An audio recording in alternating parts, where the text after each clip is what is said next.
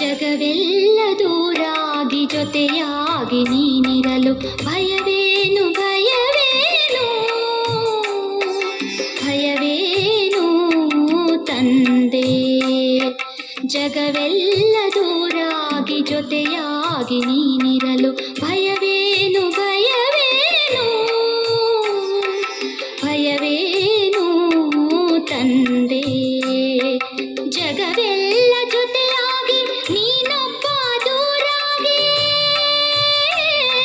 ಸುಖವೆಲ್ಲಿ ಸುಖವೆಲ್ಲಿ ಸುಖವೆಲ್ಲಿ ತಂದೆ.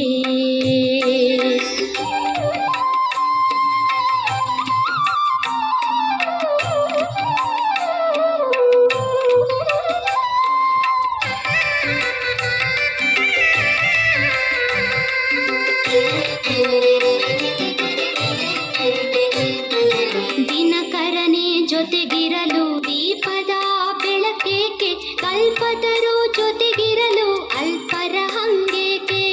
ಪರಮಪಿತ ನೀನಿರಲು ಪರರ ಆಶ್ರಯವೇಕೆ. ಶಿವಛತ್ರ ಛಾಯೆಯಲಿ ಮಾಯೆಯ ಭಯಬೇಕೆ. ಜಗವೆಲ್ಲ ದೂರಾಗಿ ಜೊತೆಯಾಗಿ ನೀನಿರಲು ಭಯವೇನು ಭಯವೇನು.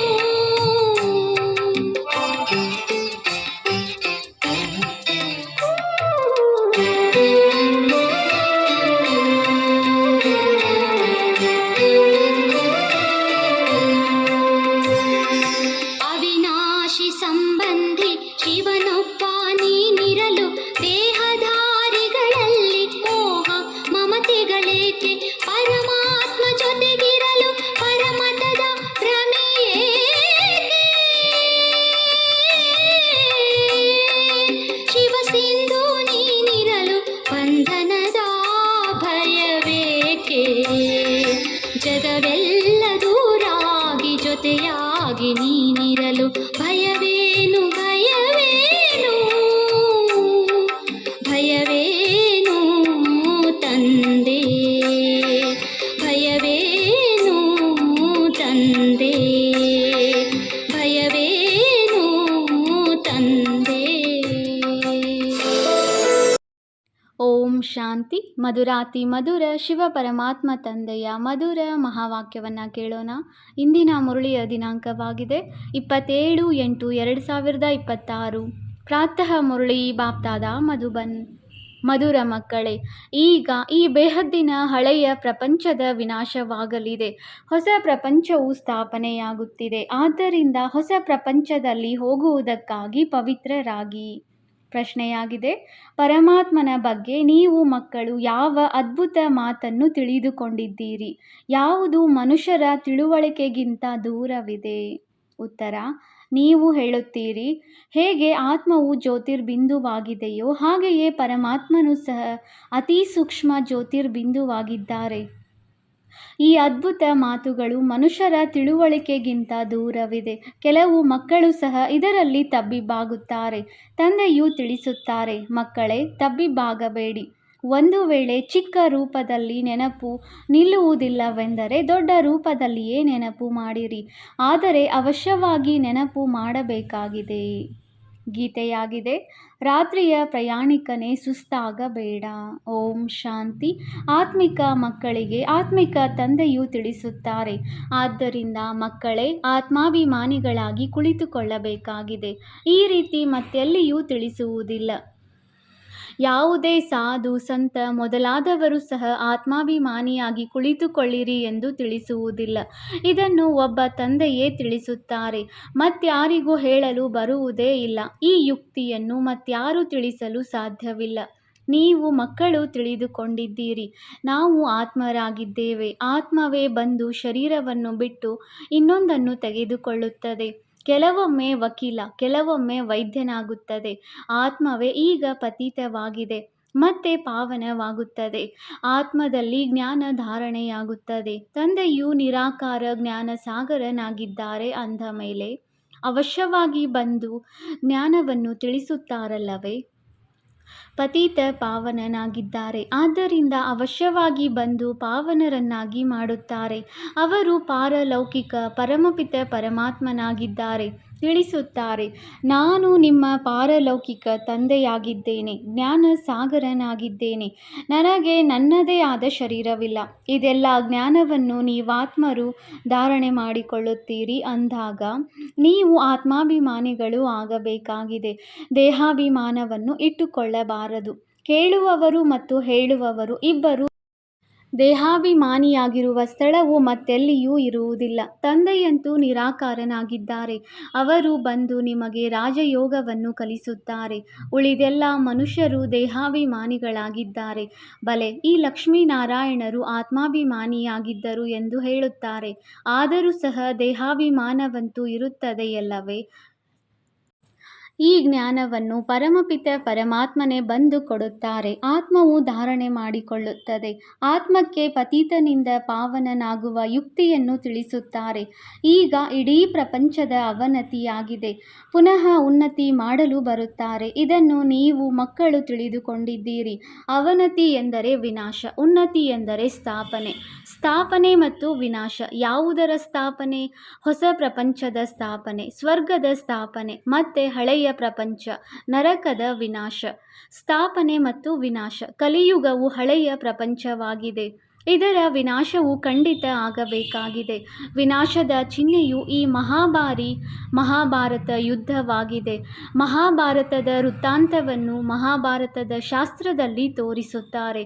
ತಂದೆಯು ಬ್ರಹ್ಮರವರ ಮೂಲಕ ಸ್ಥಾಪನೆ ಮಾಡುತ್ತಾರೆ ಅಂದ ಮೇಲೆ ಅವಶ್ಯವಾಗಿ ಹೊಸ ಪ್ರಪಂಚದ ಸ್ಥಾಪನೆ ಮಾಡುವವರಲ್ಲವೇ? ಇದು ಬೇಹದ್ದಿನ ವಿನಾಶ ಮತ್ತು ಬೇಹದ್ದಿನ ಸ್ಥಾಪನೆಯಾಗಿದೆ. ತಂದೆಯೇ ಮಕ್ಕಳಿಗಾಗಿ ಹೊಸ ಮನೆಯನ್ನು ಕಟ್ಟಿಸುತ್ತಾರೆ, ಮತ್ತೆ ಹಳೆಯದನ್ನು ಸಮಾಪ್ತಿ ಮಾಡಿಸುತ್ತಾರೆ. ನೀವು ತಿಳಿದುಕೊಳ್ಳುತ್ತೀರಿ, ತಂದೆಯು ಈಗ ಹೊಸ ಪ್ರಪಂಚವನ್ನು ಸ್ಥಾಪನೆ ಮಾಡುತ್ತಿದ್ದಾರೆ. ತಮೋಪ್ರಧಾನರಿಂದ ಸತೋಪ್ರಧಾನರನ್ನಾಗಿ ಮಾಡುವುದಕ್ಕಾಗಿ ನಮ್ಮನ್ನು ತಯಾರು ಮಾಡುತ್ತಿದ್ದಾರೆ. ವಿನಾಶಕ್ಕಾಗಿ ಮಹಾಭಾರತ ಯುದ್ಧವು ಪ್ರಸಿದ್ಧವಾಗಿದೆ. ಇದು ಅದೇ ಸಮಯವಾಗಿದೆ. ಅದೇ ನಕ್ಷತ್ರಗಳು ಬಂದು ಪರಸ್ಪರ ಮಿಲನ ಮಾಡಿವೆ.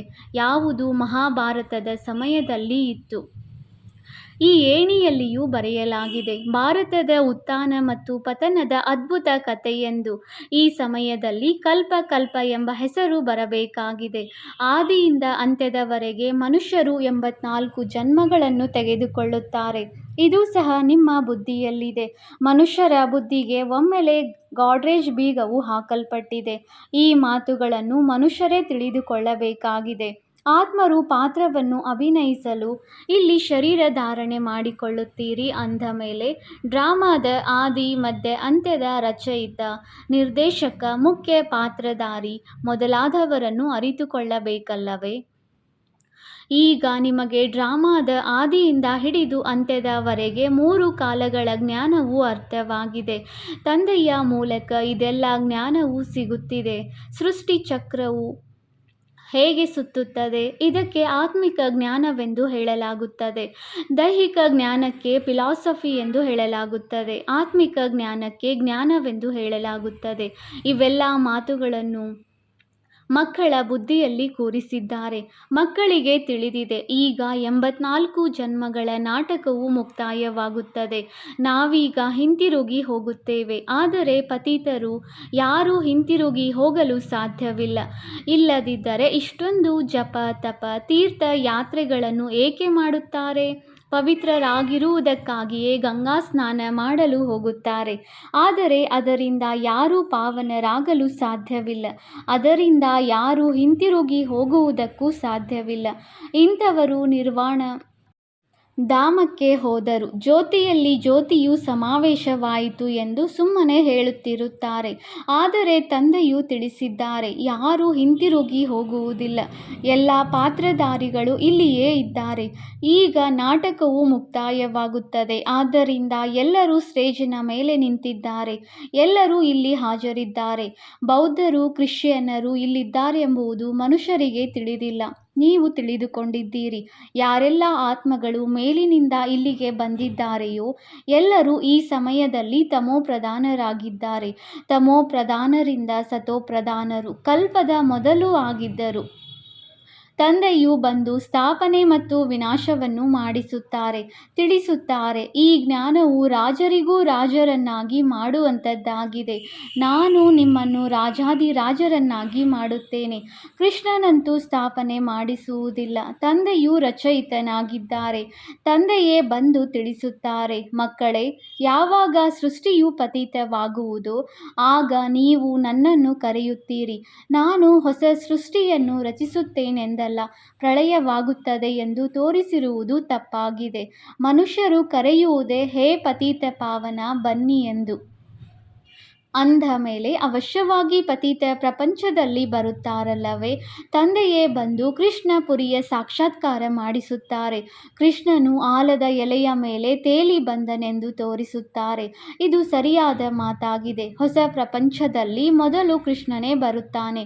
ಸಾಗರದಲ್ಲಿ ಅಲ್ಲ, ಗರ್ಭ ಮಹಲಿನಲ್ಲಿ ಬರುತ್ತಾನೆ. ಬೆರಳನ್ನು ಚೀಪುತ್ತಾ ಬಹಳ ಆರಾಮದಿಂದ ಗರ್ಭ ಮಹಲಿನಲ್ಲಿರುತ್ತಾನೆ. ಸತ್ಯಯುಗದಲ್ಲಿ ಯಾರೆಲ್ಲ ಮಕ್ಕಳಿರುವರೋ ಗರ್ಭ ಮಹಲಿನಲ್ಲಿ ಇರುತ್ತಾರೆ. ಅವರು ಗರ್ಭ ಮಹಲಿನ ಮಾತನ್ನು ಸಾಗರದಲ್ಲಿ ಎಲೆಯ ಮೇಲೆ ಕುಳ್ಳರಿಸಿ ತೋರಿಸಿದ್ದಾರೆ. ಅದೆಲ್ಲವೂ ಭಕ್ತಿ ಮಾರ್ಗದ ಮಾತುಗಳಾಗಿವೆ. ತಂದೆಯೇ ಇವೆಲ್ಲ ಶಾಸ್ತ್ರಗಳ ಸಾರವನ್ನು ತಿಳಿಸುತ್ತಾರೆ. ಇಲ್ಲಿ ಗರ್ಭ ಜೈಲಿನಲ್ಲಿ ಇರುತ್ತಾರೆ. ಆದ್ದರಿಂದ ನಮ್ಮನ್ನು ಹೊರತೆಗೆಯಲಿ.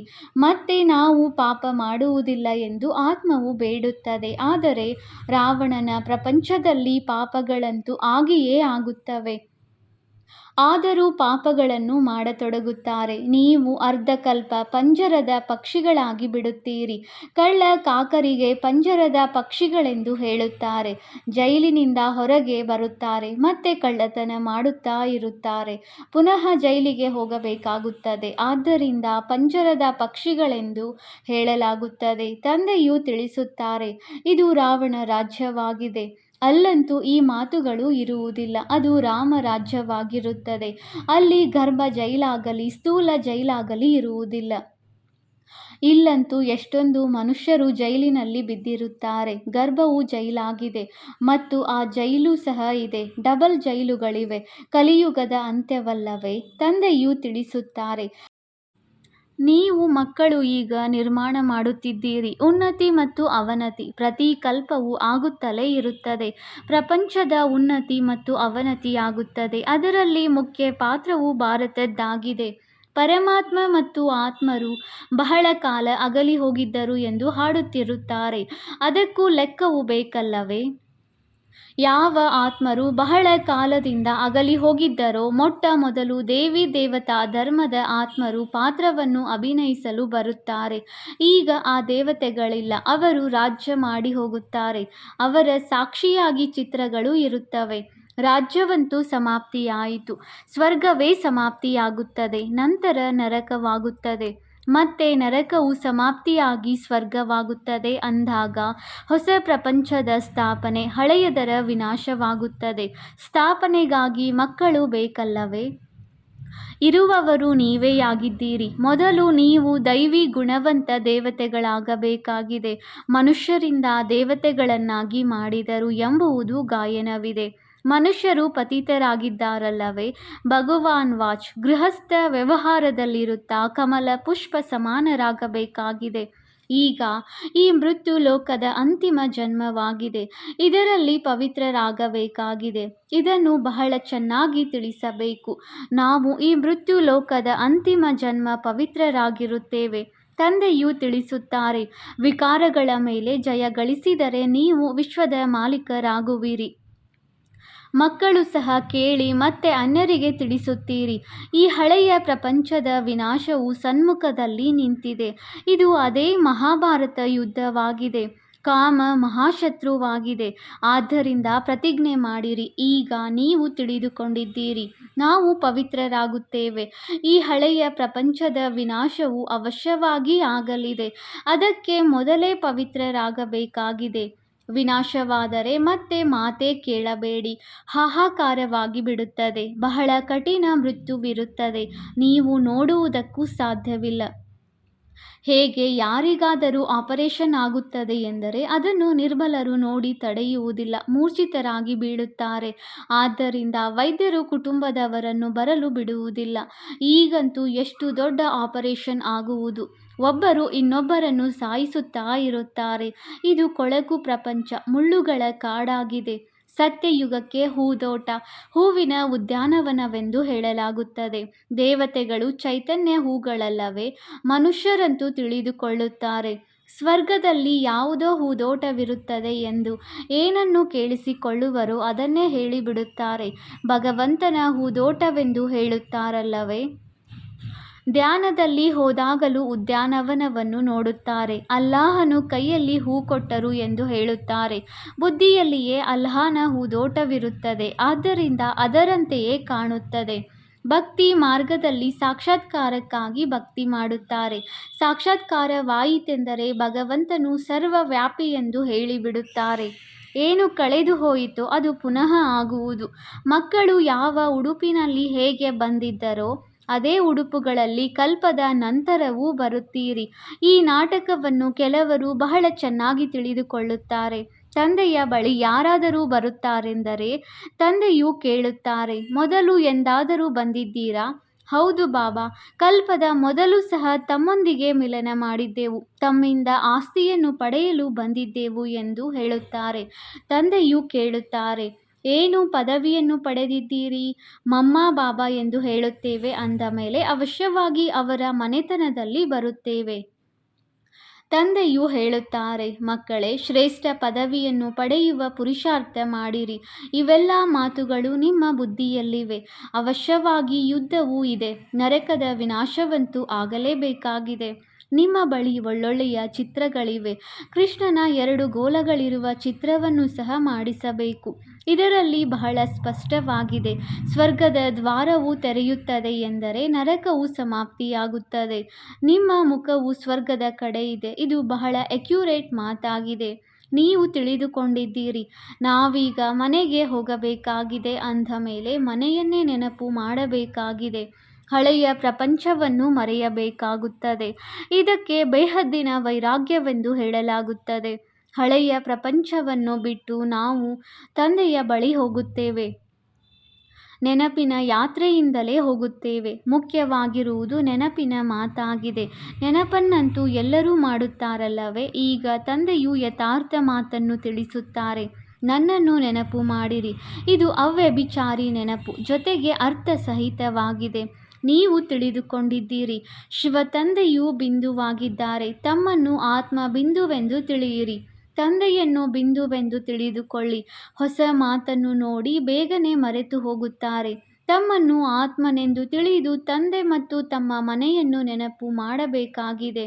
ಒಂದು ವೇಳೆ ಬಿಂದುವು ಚಿಕ್ಕದೆನಿಸುತ್ತದೆ ಎಂದರೆ ಮನೆಯಂತೂ ದೊಡ್ಡದಾಗಿದೆಯಲ್ಲವೇ? ಮನೆಯನ್ನು ನೆನಪು ಮಾಡಿರಿ. ತಂದೆಯು ಅಲ್ಲಿರುತ್ತಾರೆ. ಎಲ್ಲಿ ತಂದೆ ಇರುವರೋ ಅಲ್ಲಿಗೆ ನಾವು ಹೋಗುತ್ತೇವೆ. ಬಿಂದುವು ನೆನಪಿಗೆ ಬರುವುದಿಲ್ಲವೆಂದರೆ ಒಳ್ಳೆಯದು. ಮನೆಯಂತೂ ನೆನಪಿಗೆ ಬರುತ್ತದೆಯಲ್ಲವೇ? ಅದು ಶಾಂತಿಧಾಮ. ಮತ್ತೊಂದು ಸುಖಧಾಮವಾಗಿದೆ. ಇದು ದುಃಖಧಾಮವಾಗಿದೆ. ನೀವೀಗ ನಂಬರ್ವಾರ್ ಪುರುಷಾರ್ಥದನುಸಾರ ಓದುತ್ತಿದ್ದೀರಿ. ಮತ್ತೆ ಸುಖಧಾಮದಲ್ಲಿ ಬರುತ್ತೀರಿ. ತಂದೆಯ ಮಕ್ಕಳಾಗಿದ್ದೀರಿ ಅಂದ ಮೇಲೆ ಅವಶ್ಯವಾಗಿ ಸ್ವರ್ಗದ ರಾಜ್ಯ ಭಾಗ್ಯವೂ ಬೇಕಲ್ಲವೇ? ಕಲ್ಪದ ಮೊದಲು ಸಹ ಶಿವ ತಂದೆಯು ಬಂದಿದ್ದರು. ಸ್ವರ್ಗದ ರಾಜ್ಯ ಭಾಗ್ಯವನ್ನು ನೀಡಿದ್ದರು. ನೀವು ಮರೆತು ಹೋಗಿದ್ದೀರಿ. ತಂದೆಯು ತಿಳಿಸುತ್ತಾರೆ, ನಿಮಗೆ ಆಸ್ತಿಯನ್ನು ಕೊಡಲು ನಾನೀಗ ಪುನಃ ಬಂದಿದ್ದೇನೆ. ಎಷ್ಟು ಬಾರಿ ನೀವು ರಾಜ್ಯವನ್ನು ತೆಗೆದುಕೊಂಡಿದ್ದೀರಿ ಮತ್ತು ಕಳೆದುಕೊಂಡಿದ್ದೀರಿ. ಲೆಕ್ಕವಿಲ್ಲದಷ್ಟು ಬಾರಿ ಆಸ್ತಿಯನ್ನು ಪಡೆದಿದ್ದೀರಿ. ಆದರೂ ಇಂತಹ ತಂದೆಯನ್ನು ಏಕೆ ಮರೆತು ಹೋಗುತ್ತೀರಿ? ಮಾಯೆಯ ಬಿರುಗಾಳಿಯಿಂದ ಬಹಳ ಯುದ್ಧವಾಗುತ್ತದೆ. ಆದ್ದರಿಂದ ನಾಟಕವನ್ನು ತೋರಿಸುತ್ತಾರೆ. ಮಾಯೆಯು ಒಂದು ಕಡೆ ಎಳೆಯುತ್ತದೆ, ಪ್ರಭು ಇನ್ನೊಂದು ಕಡೆ ಎಳೆಯುತ್ತಾರೆ. ಜ್ಞಾನದಲ್ಲಿ ವಿಘ್ನ ಬೀಳುವುದಿಲ್ಲ, ನೆನಪಿನಲ್ಲಿಯೇ ವಿಘ್ನವಾಗುತ್ತದೆ. ಇದರಲ್ಲಿಯೇ ಪರಿಶ್ರಮವಿದೆ. ಈಗ ತಂದೆಯು ತಿಳಿಸುತ್ತಾರೆ, ಮಹಾರಥಿಗಳಾಗಿರಿ. ಈ ಹಳೆಯ ಪ್ರಪಂಚಕ್ಕೆ ಬೆಂಕಿ ಬೀಳಲಿದೆ. ಈ ಯಜ್ಞದಲ್ಲಿ ಇಡೀ ಹಳೆಯ ಪ್ರಪಂಚವು ಸ್ವಾಹ ಆಗುವುದು. ಅಂದ ಮೇಲೆ ಮಹಾವೀರರಾಗಬೇಕಾಗಿದೆ.